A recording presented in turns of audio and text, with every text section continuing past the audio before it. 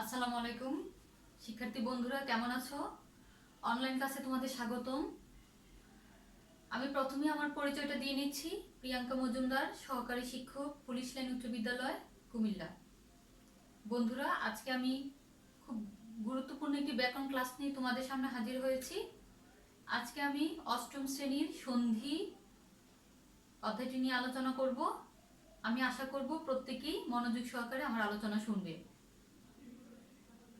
ব্যাকরণের একটি গুরুত্বপূর্ণ অধ্যায় হচ্ছে সন্ধি। সন্ধি শব্দের অর্থ মিলন। পাশাপাশি অবস্থিত দুটো শব্দের পাশে থাকা দুটো ধ্বনি যদি দ্রুত উচ্চারণের কারণে একত্রে দুটো ধ্বনি যদি একত্রে উচ্চারিত হয় বা দুটো ধ্বনি মিলে যদি একটি ধ্বনি হয়, তখন তাকে সন্ধি বলে।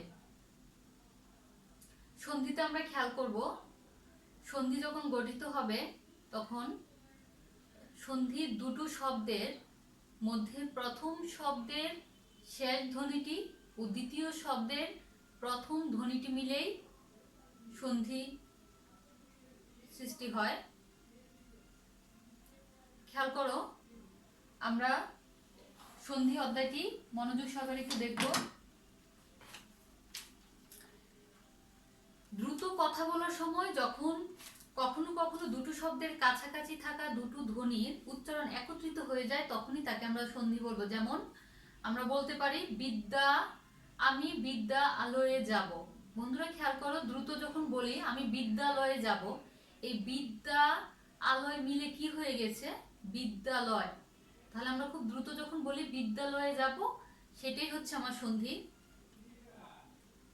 এখানে বিদ্যার আ ধ্বনি, তোমরা একটু মনোযোগ সহকারে শুনবে।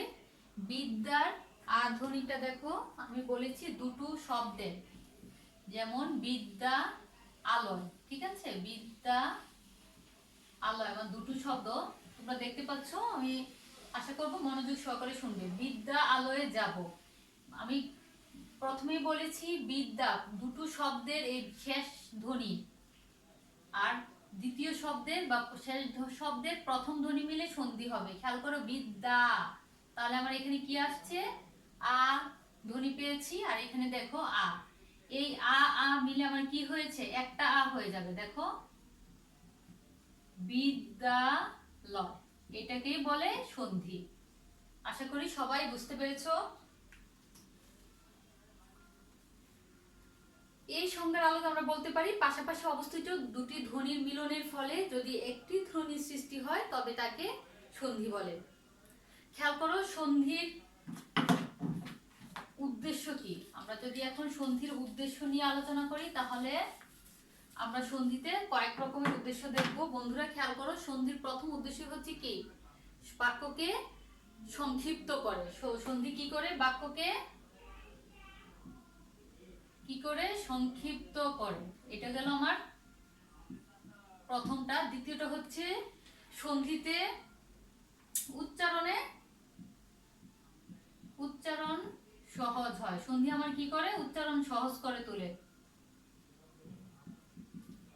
আমরা সন্ধির আরেকটা উদ্দেশ্য দেখতে পাই বা জানি, সন্ধির আরেকটা উদ্দেশ্য হচ্ছে শুনতে ভালো লাগে, অর্থাৎ শ্রুতি মধুর করে। শব্দকে কি করে?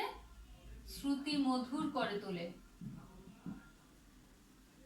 সন্ধির আরেকটা উদ্দেশ্য হচ্ছে গুরুত্বপূর্ণ, সেটা হচ্ছে শব্দকে কি করে? বাক্যকে শ্রুতি মধুর করে, উচ্চারণ সহজ করে, সংক্ষিপ্ত করে, সেই সাথে কি করা? সন্ধি নতুন শব্দের সৃষ্টি করে। সন্ধি কি করে? নতুন শব্দের সৃষ্টি করে। বন্ধুরা খেয়াল করো, আমরা তাহলে সন্ধির চারটি উদ্দেশ্য পেলাম। প্রথমেই সন্ধি হচ্ছে শব্দকে সংক্ষিপ্ত করে, উচ্চারণ সহজ করে, শব্দকে শ্রুতি মধুর করে, মানে শুনতে ভালো লাগে, নতুন শব্দের সৃষ্টি করে। তাহলে আমরা যদি সন্ধি উদ্দেশ্য বলতে বা সন্ধির উদ্দেশ্যগুলো কি কি বলি, তাহলে তোমরা এগুলো বললেই হবে, ঠিক আছে? তাহলে চলো এবার সন্ধির যে আমি বলেছি দুটো ধ্বনি পাশাপাশি থাকলে, দুটো বর্ণের বা দুটো শব্দের পাশাপাশি অবস্থিত থাকলে এই শব্দের দুটো ধ্বনি মিলে একটি ধ্বনি তৈরি হয়। এই যে মিলন হয় দুটো ধ্বনির যে মিলন, এই মিলনটাও 4 ধরনের মিলন। তাহলে খেয়াল করো সন্ধিতে 4 ধরনের মিলন হয়। কি হয়? উভয় ধ্বনি মিলে একটি ধ্বনি হয়। আবার খেয়াল করো, আবার কখনো কখনো একটি ধ্বনি লোপ পায়, আবার কখনো কখনো একটি ধ্বনি বদলে যায়, আবার উভয় ধ্বনি মিলে একটি নতুন শব্দের সৃষ্টি করে। আমরা একটি নতুন ধ্বনির সৃষ্টি করে। আমরা সামনে যখন আলোচনা করব আমরা প্রত্যেকটা মিল সন্ধির এই মিলগুলো দেখতে পাবো। আচ্ছা, সন্ধির প্রকারভেদ। আমরা যদি সন্ধির প্রকারভেদ নিয়ে বন্ধুরা আলোচনা করি তাহলে আমরা প্রথমেই বলবো সন্ধি হচ্ছে বাংলা সন্ধি। বাংলা শব্দের সন্ধি যদি বলি তাহলে 2 প্রকার, একটা কি স্বরসন্ধি, ব্যঞ্জন সন্ধি।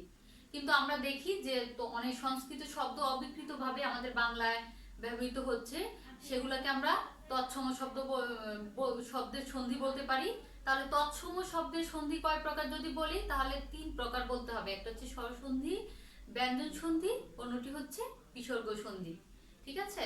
তাহলে তোমরা খেয়াল রাখবে যে বাংলা শব্দের সন্ধি 2 প্রকার আর তৎসম শব্দের সন্ধি হচ্ছে 3 প্রকার। তাহলে আমরা প্রথমে আলোচনা করব স্বরসন্ধি নিয়ে। স্বরসন্ধি বলতে কি বুঝি আমরা? আমরা স্বরসন্ধি বলতে বুঝি স্বরধ্বনির সঙ্গে স্বরধ্বনির যে মিল হবে, মিলে যে সন্ধি হবে সেটাই হচ্ছে আমার স্বরসন্ধি। স্বরসন্ধি খেয়াল করো, স্বরধ্বনি, স্বরধ্বনি যোগ স্বরধ্বনি যোগ স্বরধ্বনি। ঠিক আছে? এই হচ্ছে আমার একটা সূত্র। তাহলে স্বরসন্ধি বলতে স্বরধ্বনির সঙ্গে স্বরধ্বনির মিলনে যে সন্ধি হবে তাকে আমরা স্বরসন্ধি বলবো।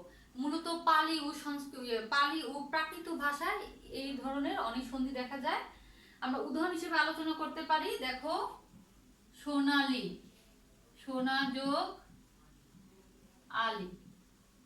শিক্ষার্থী বন্ধুরা খেয়াল করো, আমি প্রথমে বলেছি প্রথম শব্দের শেষ ধ্বনি। এখানে সোনা যদি বলি আ, না মানে আ, আর দ্বিতীয় শব্দের বা শেষ শব্দের প্রথম ধ্বনি আ। খেয়াল করো তো, আ আ মিলে এখানে কি হয়েছে? দুটো আ মিলে একটি আ হয়েছে। আমার দুটো মিলে একটি হয়ে গেছে। তাহলে সোনা যোগ আলি, এই যে সোনালি, এটা হচ্ছে এখানে স্বর ধ্বনি, এখানেও স্বরধ্বনি। তাহলে স্বরধ্বনি স্বরধ্বনি মিলে কি হয়? স্বরসন্ধি হয়। আমরা এরকম আরেকটা উদাহরণ বলতে পারি, যেমন মিথ্যা যোগ ও। খেয়াল করো, মিথ্যা যোগ ও কি হয়েছে? খেয়াল করো, মিথ্যুক, এখানে মিথ্যা, এই যে প্রথম শব্দের শেষ ধ্বনি কি? আ, আর দ্বিতীয় শব্দের প্রথম ধ্বনি হচ্ছে কি? ও। তাহলে আ ও মিলে কি হয়েছে? রস্যকার, মানে ওকার হয়ে গেছে। এটাও হচ্ছে আমার কি? স্বরসন্ধি।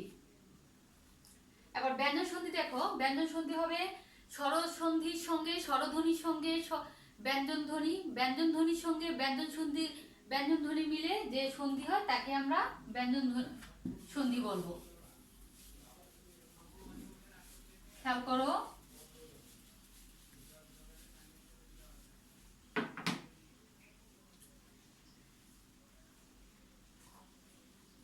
আমি প্রথমে আলোচনা করে আমার বইয়ের বাহিরের কিছু উদাহরণ দিয়ে তোমাদেরকে দেখাচ্ছি। খেয়াল করো, স্বরধ্বনির সঙ্গে ব্যঞ্জন সন্ধি। স্বরধ্বনির সঙ্গে তোমরা সূত্রটা দেখো, স্বরধ্বনির সঙ্গে কি হবে? ব্যঞ্জন, ব্যঞ্জন ধ্বনি অথবা অথবা ব্যঞ্জন ধ্বনির সাথে ব্যঞ্জন ধ্বনি। বন্ধুরা খেয়াল করো, স্বরধ্বনির সঙ্গে ব্যঞ্জন ধ্বনি অথবা ব্যঞ্জন ধ্বনির সাথে ব্যঞ্জন ধ্বনি অথবা ব্যঞ্জন ধ্বনির সাথে স্বরধ্বনি মিলেও যদি হয় তাহলে সেটাও আমরা কি? ব্যঞ্জন সন্ধি বলবো। উদাহরণ হিসেবে আমরা বলতে পারি সুবন্ত, যেমন সুব যুগ অন্ত, তাহলে আমার হবে কি? সুবন্ত। এখানে খেয়াল করো প্রথম শব্দ কি? সুব, এখানে আমি সুপও বলবো না, সুপ। সুতরাং আমরা এখানে ব্যঞ্জন ধ্বনি আছে আর এখানে হচ্ছে অধ্বনি, তাহলে ব্যঞ্জন আর স্বর মিলে হয়ে গেছে কি? সুবন্ত। তাহলে এই সুবন্তটা হচ্ছে আমার ব্যঞ্জন সন্ধি। আবার আমি যদি বলি পদ্ধতি, খেয়াল করো, পদ্ধতি যদি বলি পদ যুগ হতি, পদ্ধতি, এখানে আমার অ আর এখানে হ মানে কি অ, তাহলে একটা ব্যঞ্জন একটা কি স্বর, তাহলে ব্যঞ্জন ধ্বনি আর স্বরধ্বনি মিলে কি হয়ে গেছে, ব্যঞ্জন সন্ধি হয়ে গেছে।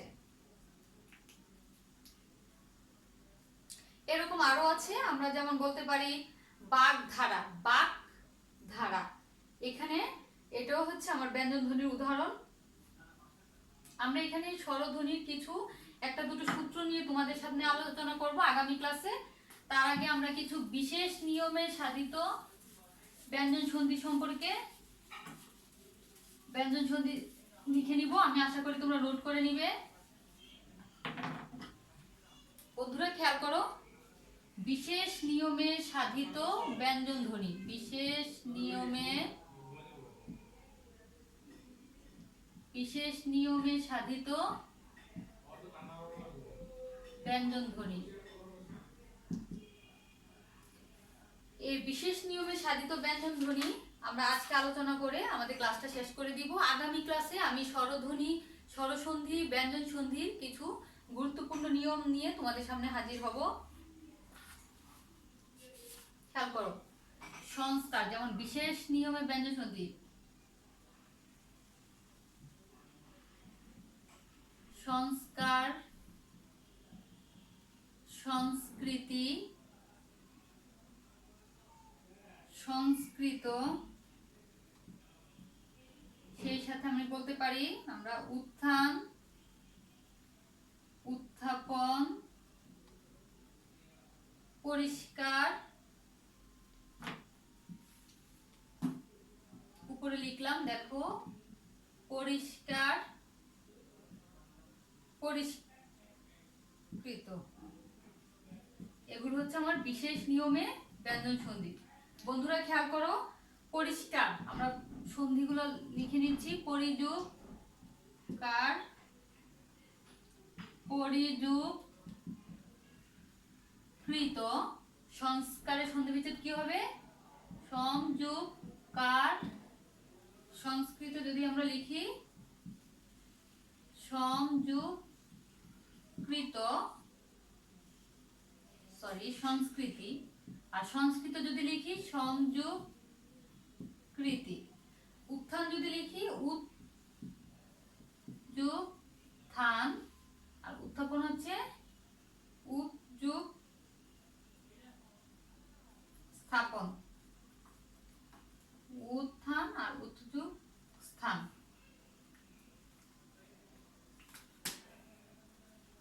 বন্ধুরা খেয়াল করো, বিশেষ নিয়মে সাধিত ব্যঞ্জন সন্ধি গুলো পরিষ্কার, পরিযুক্তকার, পরিষ্কার, পরিষ্কৃত, পরিযুক্ত, পরিষ্কৃত, সংস্কার, সংযুক্তকার, সংস্কার, সংস্কৃতি, সংযুক্তি, সংস্কৃতি, সংস্কৃত, সংযুক্তি, উত্থান, উৎযুক্স্থান, উত্থান, আর উত্থাপন, উৎযুক্স্থাপন, উত্থাপন, এই হচ্ছে আমাদের বিশেষ নিয়মে সাধিত ব্যঞ্জন সন্ধি।